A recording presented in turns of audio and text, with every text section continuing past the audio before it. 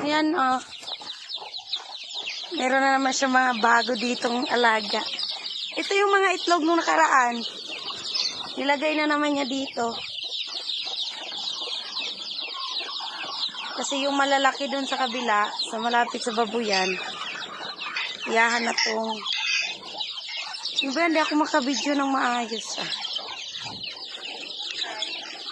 Yan, oh, diba? Wait lang. Yan, dami. Dami namin mga baby chicken diri, oy. Sobrang dami. Ito pa, oh.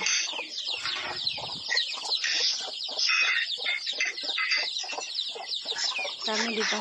Yan pa. Tapos ngayon ko lang na-notice.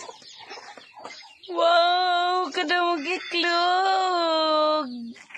Sobrang dami ng itlog! May naglilimlim pa.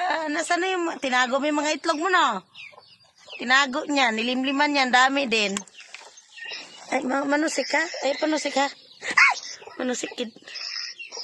Manusikid siya din. Ay! Manusikid ay siya. Iskat eh. Patingin lang ng mga itlog mo.